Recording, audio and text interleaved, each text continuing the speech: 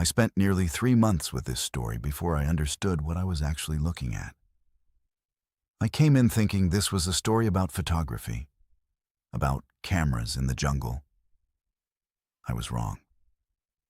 The deeper I went into declassified MACV directives, Australian War Memorial operational records, and the post-war testimonies of soldiers from both armies, the more I realized I was looking at something far more fundamental. A story about how two armies decided to count the dead, and how that single decision shaped everything that followed. The number that finally broke me open wasn't a casualty figure. It was a ratio. 9,899 confirmed enemy kills. 748 weapons recovered. 1 weapon for every 13 bodies. When I saw that, I understood why the Australians were doing what they were doing. And I understood why it mattered. March 16th, 1968. Sun My Village, Phuoc Tuy Province, South Vietnam. Charlie Company, 1st Battalion, 20th Infantry Regiment, what the world would come to know simply as My Lai, moves through the hamlet at first light. The morning is already hot, thick with the smell of cook fires and wet earth. There is no resistance. There are no weapons caches. There are no Viet Cong fighters. There are old men, women, children. There are villagers beginning their day. What happens next takes approximately 4 hours. Between 347 and 504 unarmed civilians are killed. The exact number has never been established.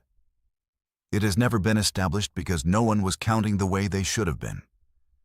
No one was photographing what they were doing with the intention of being held accountable. The documentation that did survive, the photographs taken by Army photographer Ronald Haberle, which he brought home privately, which didn't surface publicly for 18 months, was never meant to function as an official record. It was the accidental evidence of an event the chain of command initially buried beneath a body count. In the official report filed that afternoon, Task Force Barker announced 128 enemy killed in action. Legitimate combat engagement. Enemy combatants.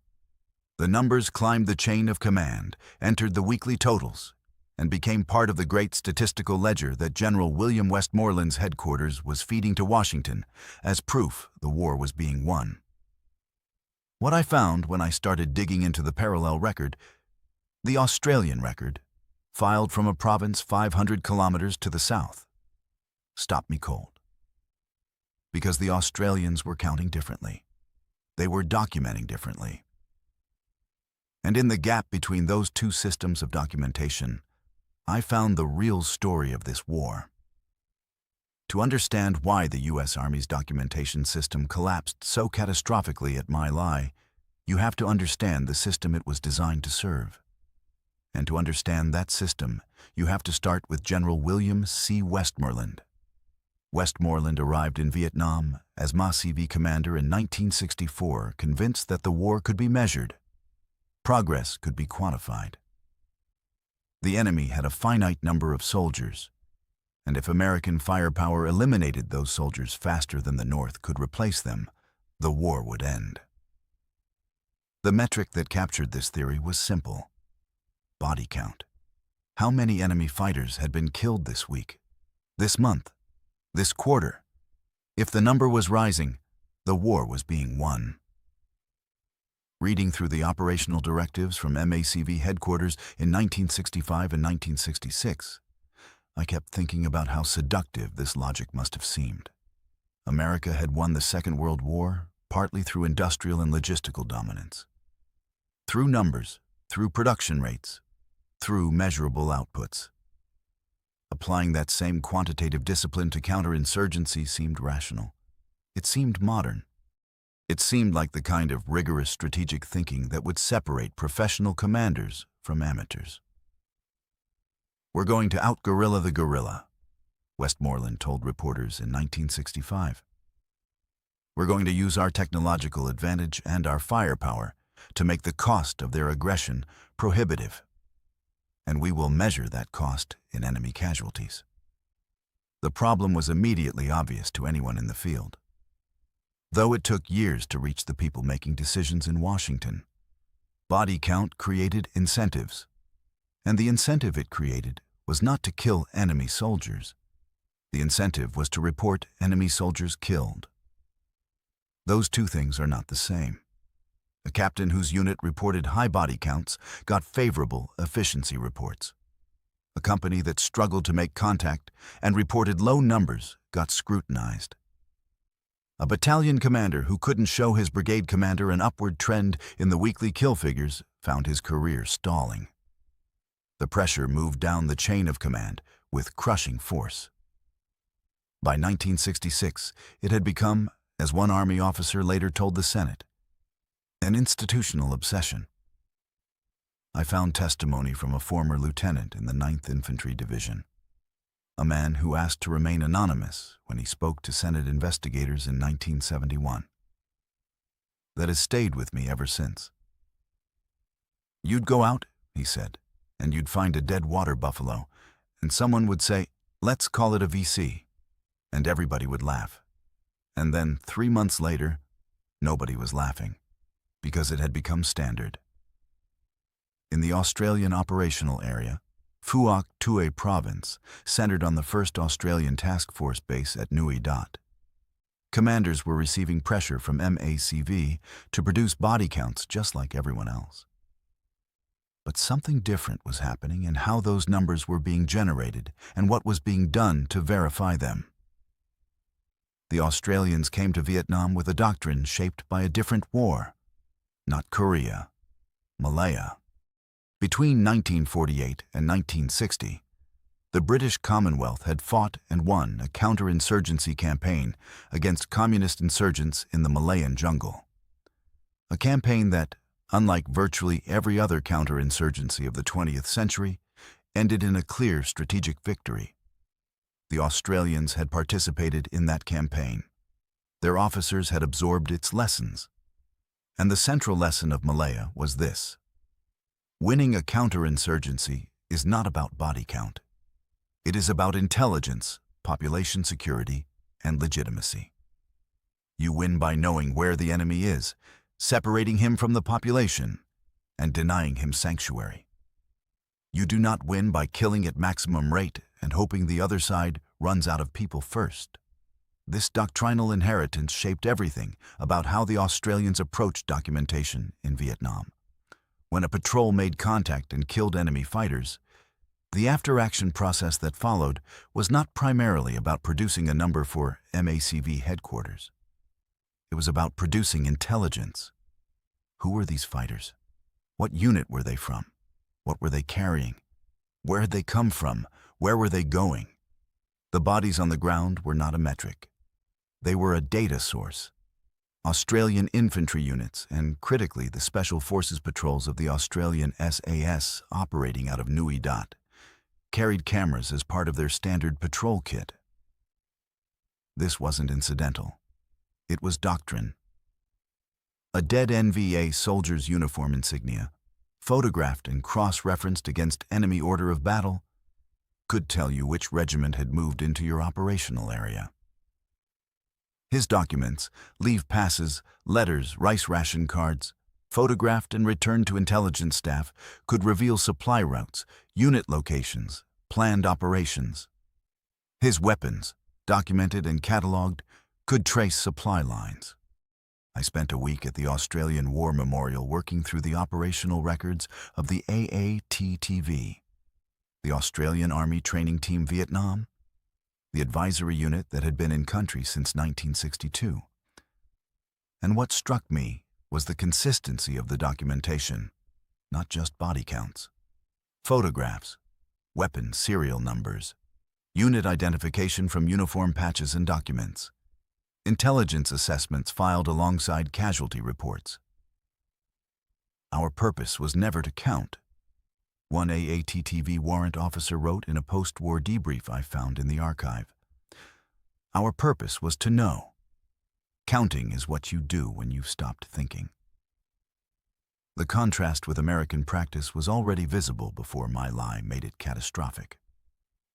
A 1967 internal MACV study, declassified in the early 1990s, noted that the weapons recovered to body count ratio across most U.S. units was alarmingly low.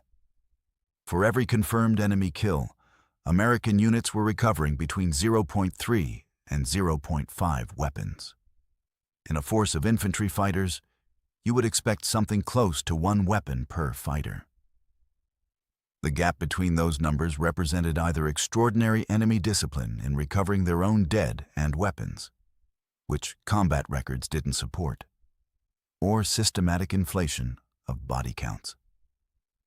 The Australians' weapons-to-body ratio was consistently higher, not because Australian soldiers were better shots, because Australian documentation was honest. August 18, 1966. A rubber plantation east of Nui Dat, the Long Tan Rubber Estate. D Company, 6th Battalion, Royal Australian Regiment, 108 men, walks into an estimated 2,500 NVA and Viet Cong fighters from the 275th Main Force Regiment and D445 Provincial Battalion. It is late afternoon. The monsoon rain is coming down in sheets. Visibility is almost nothing. What happens in the next 3 hours is one of the most extraordinary small unit actions of the entire war. The Australians hold. The Australians? They hold against odds of more than 20 to 1, calling in artillery with devastating precision, fighting an extended line through a rubber plantation in near-zero visibility, running desperately low on ammunition before relief arrives at last light.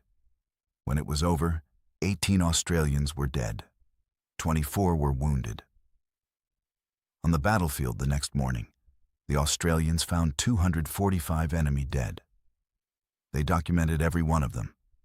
Photographs, unit identification from uniforms and documents, weapons catalogued and numbered. The after-action intelligence package from Long Tan is still regarded as a model of battlefield documentation. Not because the Australians had more time or more resources, but because documentation was what they did as a matter of course. It wasn't an optional extra. It was part of the tactical process. The intelligence gathered from those 245 bodies directly contributed to subsequent operations that disrupted enemy logistics in Phuoc Tuy Province for months. Now contrast that with what was happening in the 9th Infantry Division's operational area in the Mekong Delta during Operation Speedy Express. This operation ran from December 1968 through May 1969. After My Lai, after the scandal had begun to break internally, while the Army was theoretically tightening its procedures. The 9th Infantry Division reported 10,899 enemy killed in action during those 6 months. The weapons recovered numbered 748. I want you to sit with that ratio for a moment. 10,899 killed, 748 weapons. That is 1 weapon for every 14.5 bodies. If you were fighting an armed insurgency and you killed 14,000 fighters, you would expect to find close to 14,000 weapons on the battlefield. The weapons don't disappear. They're not biodegradable.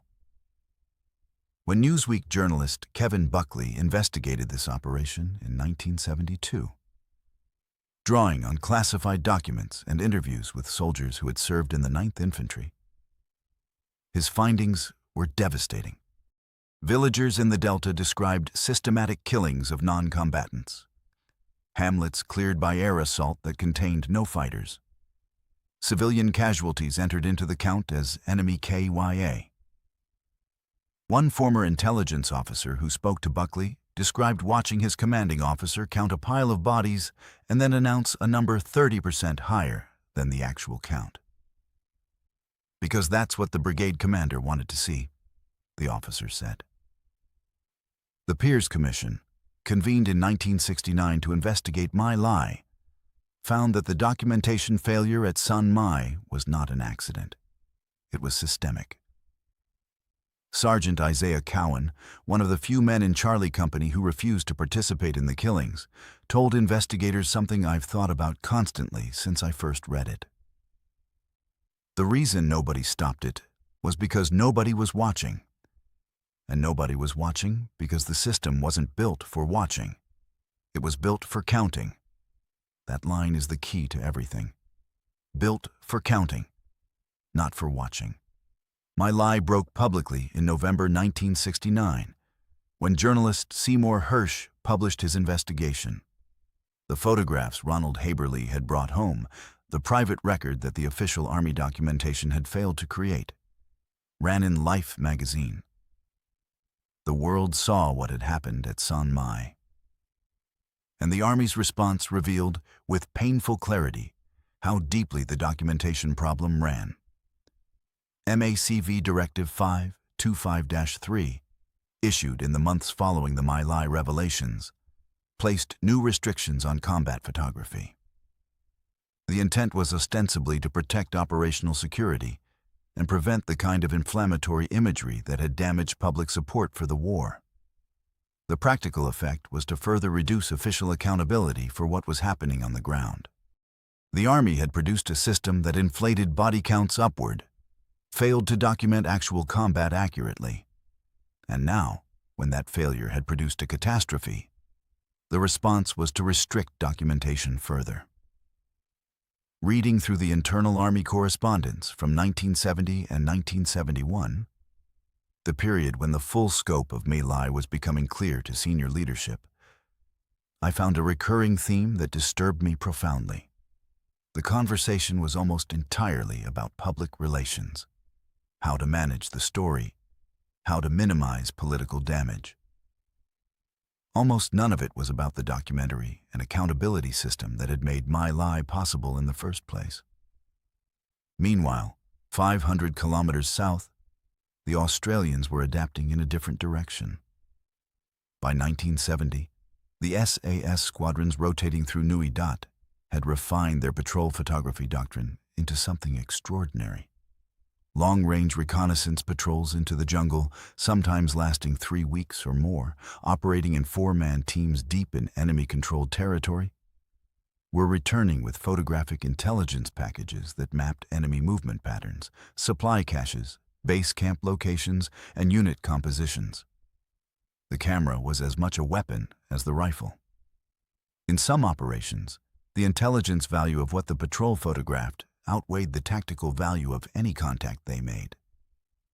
NVA commanders operating in Phuoc Tuy were aware that Australian documentation practices were different.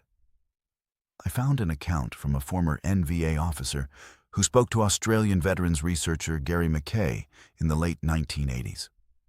The officer, a battalion commander from the 274th Regiment, described the Australian SAS patrols as among the most feared intelligence threats his forces faced. The Americans would sometimes not even stop to look at our dead, he said. The Australians always stopped. They always looked. They always took things. After a while, we understood that they were learning from us every time. That's the reversal I didn't see coming when I started this research. The Vietnamese enemy feared Australian documentation, not because it killed more of them, because it learned more about them. The camera was the weapon they couldn't counter. On the American side, the adaptation following My Lai was real but incomplete. Under General Crichton Abrams, who replaced Westmoreland as MACV commander in mid-1968, there was a genuine effort to move away from body count as the primary metric.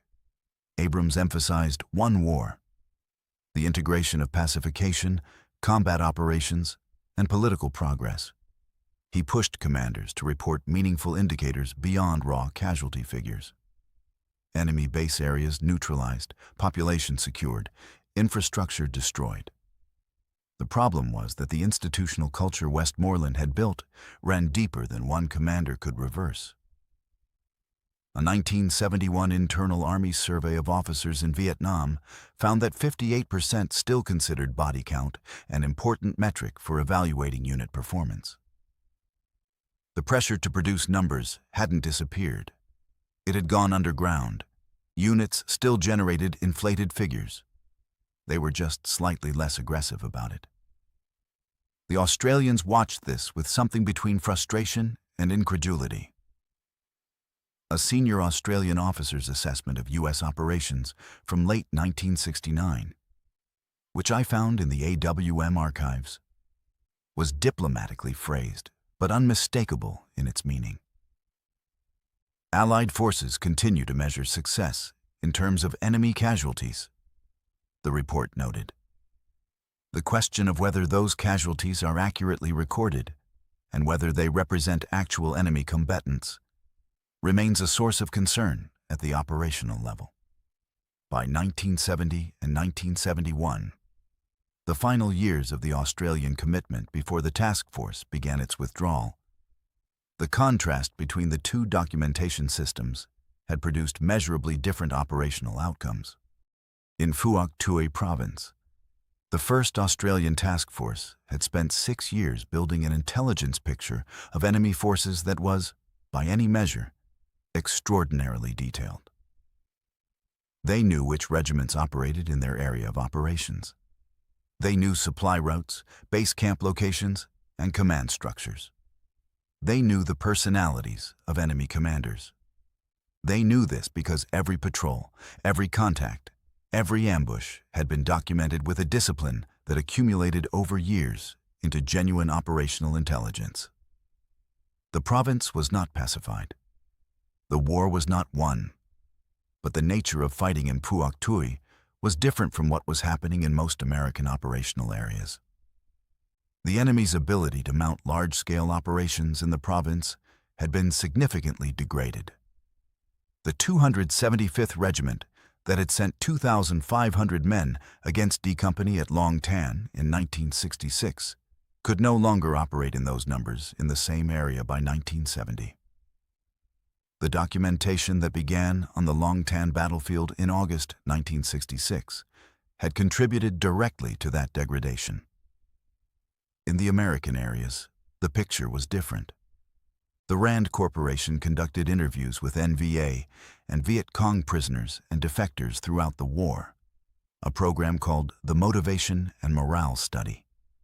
And what those interviews revealed about enemy perceptions of American tactics was revealing. NVA soldiers described American operations as unpredictable in their violence, but predictable in their ignorance. They knew American units rarely stopped to gather intelligence from contacts. They knew body count pressures sometimes caused American units to call in air or artillery on locations without confirming who was there. They adapted to this. A former Viet Cong district commander, interviewed by Rand researchers in 1969, described a deliberate tactic of placing deceased villagers, particularly those killed in accidents or by illness, near sites where contact had occurred, knowing that American units would count them as enemy KIA and include them in the weekly figures. "We gave them their numbers," he said. "The numbers kept their commanders satisfied. Satisfied commanders don't change tactics. We wanted their commanders satisfied." The enemy understood the American documentation system well enough to exploit it. They did not, by the accounts I found, attempt the same manipulation against the Australians. Because the Australians weren't counting. They were reading. When the last Australian combat forces departed Vietnam in 1972, the intelligence files they left behind were among the most detailed operational records generated by any Allied force during the war. MACV intelligence staff who reviewed the Australian records noted their unusual depth. The systematic accumulation of enemy unit data, supply chain analysis, and personnel identification that went far beyond what comparable American units had produced. The legacy in numbers is stark. Between 1966 and 1971, the first Australian task force operating in Phuoc Tuy reported roughly 2,500 confirmed enemy killed in action. a figure that historians and subsequent analysis have consistently found credible, given the corresponding intelligence and weapons recovery data. The weapons-to-body ratio in Australian records hovered consistently near 0.8, not perfect, but reflecting genuine armed combatants in genuine combat. The 9th Infantry Division reported nearly 11,000 killed in 6 months, with weapons recovery barely clearing 7% of that figure. The documentation told different stories, and only one of them was true. In 2004, as American forces were generating body counts in Fallujah and Ramadi, a group of senior U.S. Army officers commissioned a study on lessons learned from Vietnam-era documentation practices. The study, unclassified, available through the Combined Arms Center at Fort Leavenworth, reached a conclusion that would have been uncomfortable for anyone who had lived through the Westmoreland years. The body count metric, the study found, created systematic incentives for falsification that corrupted intelligence, enabled atrocity, and ultimately undermined the credibility of American forces at every level of command. The Australian approach was cited in that same study as a comparative model. Not because the Australians were better fighters, not because they faced easier enemies, but because they built a documentation system whose purpose was accountability and intelligence rather than performance metrics. A system where the camera followed the rifle because the information that came after the shooting mattered as much as the shooting itself. I came back to that AATTV warrant officer's words, the ones I found in the archive 3 months into this research. Our purpose was never to count. Our purpose was to know. My Lai happened because the U.S. Army built a system that counted but didn't know. A system that produced numbers without producing truth. A system so focused on showing Washington that the war was being won that it lost the ability to see what was actually happening on the ground. The Australians, drawing on Malaya, drawing on a different tradition of counterinsurgency, understood that the moment after the fighting is as important as the fighting itself. That the dead carry intelligence. That the camera is an instrument of accountability. And accountability is what separates a professional army from something else. What I came away with, after everything I read, is this. The camera didn't just document the war. For the Australians, it shaped how they fought it. And for the Americans, the absence of honest documentation didn't just conceal atrocity. It made atrocity possible. The difference between those two outcomes wasn't firepower. It wasn't courage. It was a question of what you believed you owed to the record.